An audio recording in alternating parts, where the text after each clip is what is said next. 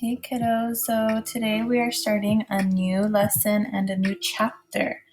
We finished talking about the United States and how they were at war with Great Britain and also other European countries involved, and how after that war everything pretty much went back to normal. However, in the 1800s, we're going to see a change in the society of the United States and how this also helps expand the United States. And with this means that we're going to have a lot new ideas, and those new ideas are going to bring change to the United States. And this is the beginning of chapter 15.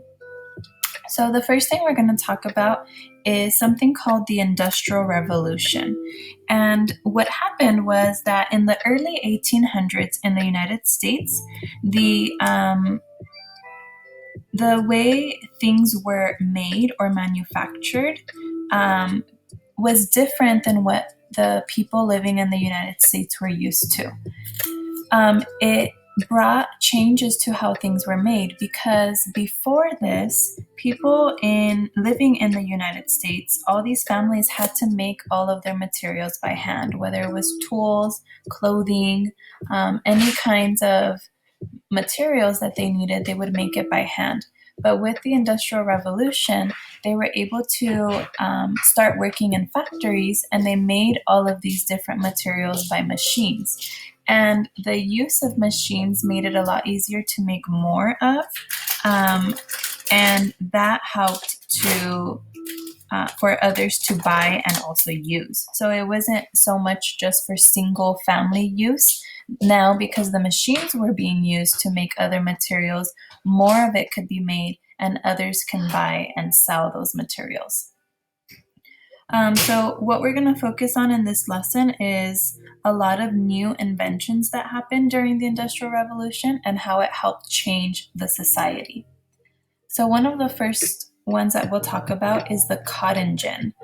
And gin is short for engine, so that's where they get the name. And what this helped was the production of cotton. So in 1793 in the South, cotton was a cash crop. So in the South, they used to harvest about 180,000 pounds of cotton a year. But by 1810, farmers were able to harvest 93 million pounds. So that's a huge jump. And one of the reasons was because of this invention called the cotton gin that was made by Eli Whitney. And there's a picture of what it kind of looks like. So what this would do is it would remove the seeds from cotton. So if you didn't know, cotton is actually a plant, and it looks kind of like a little cotton ball. And there are little seeds that are in the cotton. So the plantation workers, usually enslaved workers, had to take time and take the seeds out of the cotton. And it would take a team of workers a whole day to clean only a certain amount of cotton. But with this new invention, they can clean 50 times more in 1 minute than what they can do in a whole day. So this caused plantation owners to realize that they can make a huge profit, because now they can produce more and more cotton that's usable at a smaller amount of time. So what that resulted in is that they needed more workers to work the cotton gins and work the cleaning of the cotton. So that means that there was an increase in enslaved workers who had to work in the plantations. Eli Whitney didn't really make much money off of the cotton gin, although it was super useful for many of the plantation owners.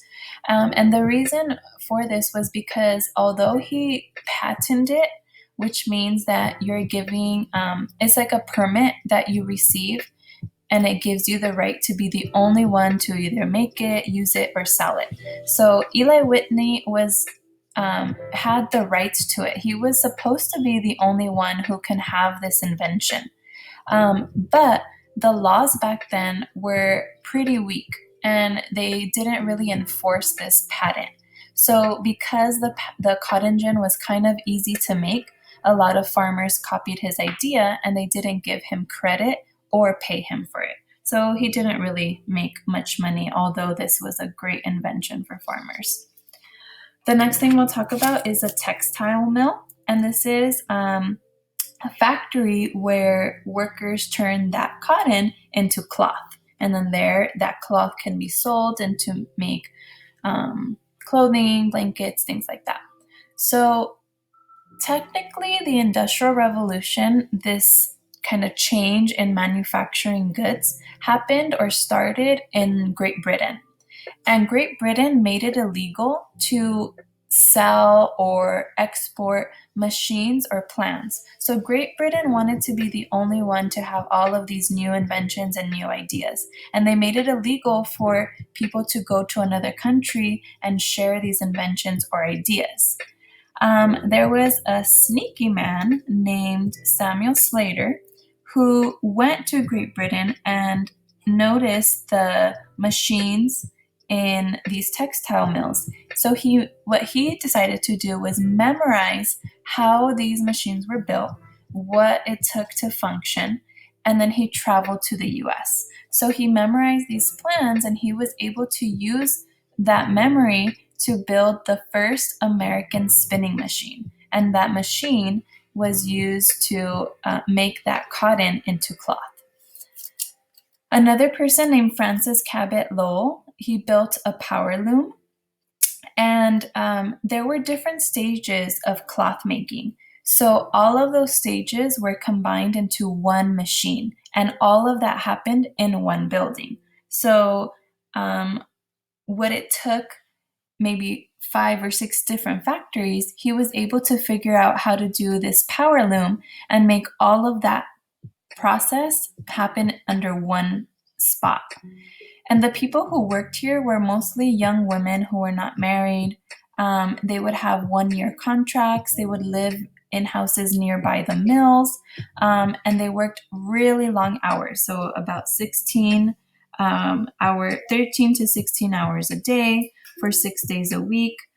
So it was really hard work, but they were able to manufacture a lot of cloth in these new inventions. So I mentioned how the Industrial Revolution changed society. Okay, it changed the way of life in the United States. Because after the American Revolution, the United States had a choice to make. Were they going to continue being a country of farmers, or were they going to be a new manufacturing country that's going to continue to evolve and make changes in their society? So in the North, before the American Revolution, their focus was agriculture. So that's where they would grow a lot of crops and have all of that kind of industry. And while agriculture was still important there, manufacturing became very essential. So yes, there was still some farming, there were still crops that were grown in the North, but they mostly changed to manufacturing.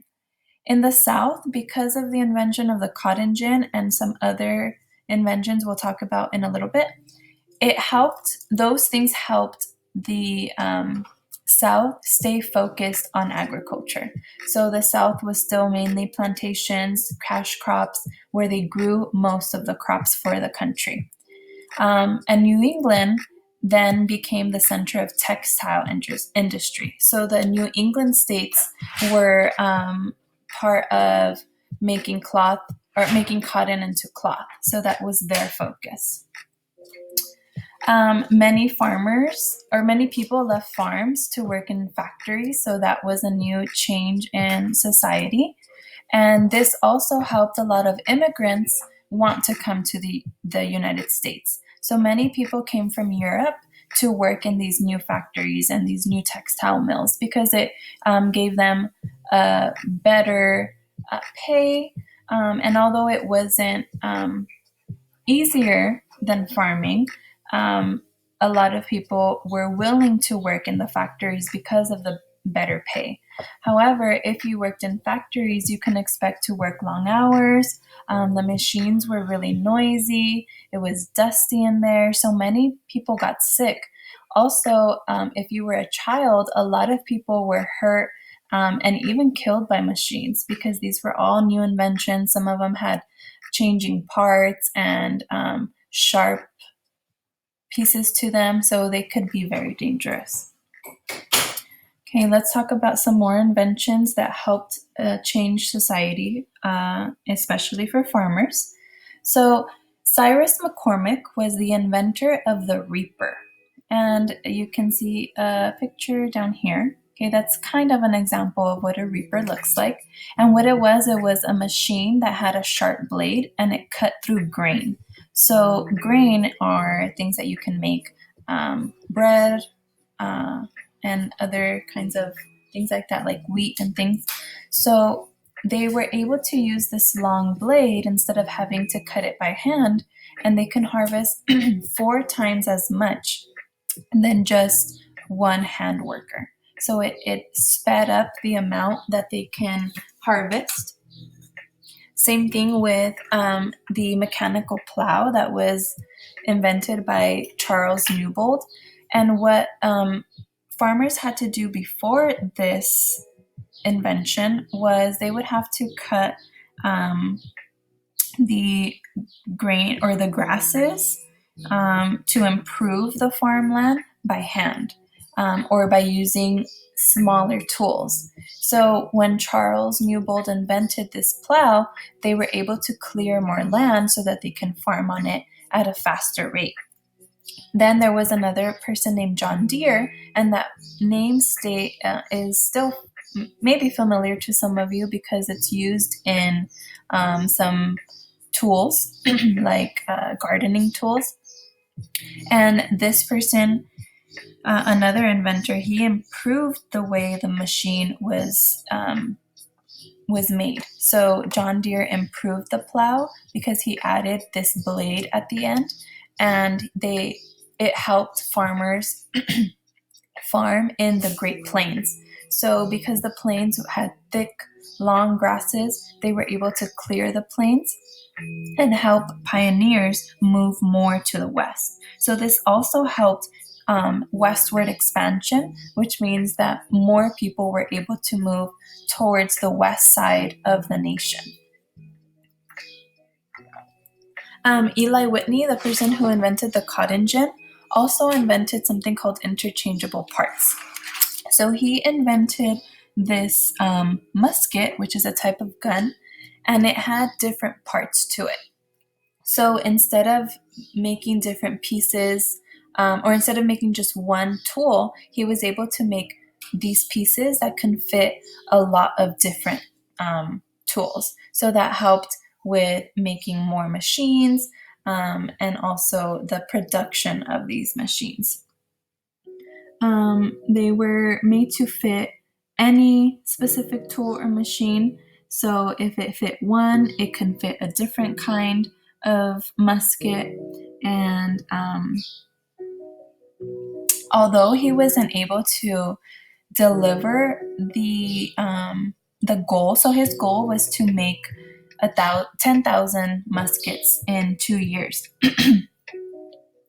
And he wanted to give those to the United States, but he wasn't able to finish his goal on time. However, the efforts kind of helped this new advancement in machine making because of these interchangeable parts. Now people took that idea and applied it to other kinds of machines. Okay, so there's different inventions that we talked about, and there's also a whole lot of other inventions that we didn't talk about, and we will actually be talking about other inventions that have to do with transportation. But what I want you to do for this activity is you're going to choose one of the inventions from the Industrial Revolution that we've talked about today. You can look up examples of it using your iPads and the internet. And in this space, in the blank square, I want you to draw a picture of it and also color. And then using the information that we talked about, or you can use your book and also research facts on the internet, I want you to write a paragraph describing the process of your invention. So who invented it? When was it invented? Who did it help? How did it work? What was it used for? All of that, okay? All of the information about your invention, and just write 8 or more sentences about that, okay? Make sure to attach it to Google Classroom and submit. And the next thing we'll be talking about is transportation. Okay, see you later.